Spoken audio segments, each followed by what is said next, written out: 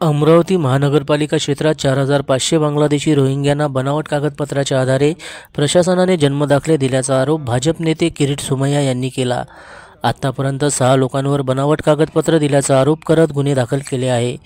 दरम्यान आज किरीट सोमय्या यांनी अमरावतीच्या गाडगेनगर पोलीस स्टेशनमध्ये जात पोलीस निरीक्षक आणि पोलीस आयुक्त यांची भेट घेत त्यांच्यासोबत चर्चा केली।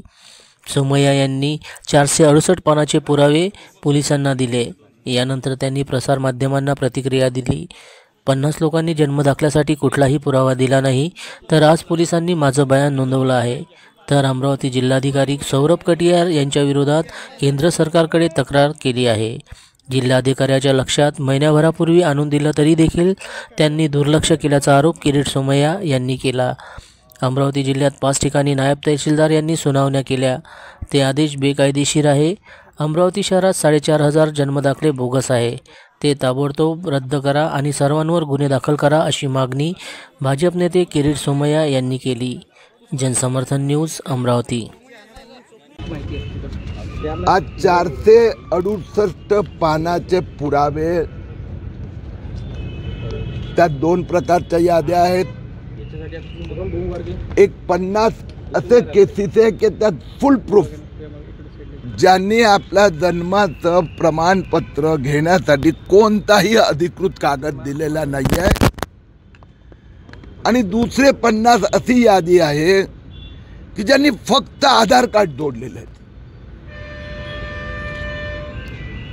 आता पोलिसांनी माझं अधिकृत स्टेटमेंट आज ऑफिशियल, ज्याला आपण कायद्याच्या भाषेत म्हणतोय, त्यांनी ते FIR मध्ये ते जोडून घेतला।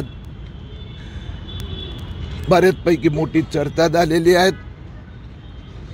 इतका कलेक्टरच्या विरोधात मी केंद्र सरकारचा मिनिस्ट्री ऑफ पर्सनल अफेअर्स यांच्याकडे तक्रार केली आहे, कारण की कलेक्टरचा लक्षात आम्ही 1 महिन्यापूर्वी आणून दिलं की जो कायदा आहे त्यात अधिकार तहसीलदार कार्यकारी दंडाधिकारीला आहेत, आणि अमरावती जिल्ह्यात 5 ठिकाणी नायब तहसीलदार यांनी सुनावण्या केल्या, यांनी आदेश दिले। हे सगळे आदेश बेकायदेशीर आहेत। अमरावती शहरात 4,500हून अधिक जन्म प्रमाणपत्र दिले गेले आहेत, ते ताबडतोब रद्द करायला हवे, अशी पुन्हा आज मी मागणी केली आणि माझा तक्रारमध्ये दिलं आहेत। पोलिसांनी मान्य केलं आहेत। मालेगावमध्ये पण असंच झालं आहे, आणि मालेगावमध्ये म्हणून जे 2,978 जन्म प्रमाणपत्र देण्यात आले ते सगळं रद्द करण्यात आले।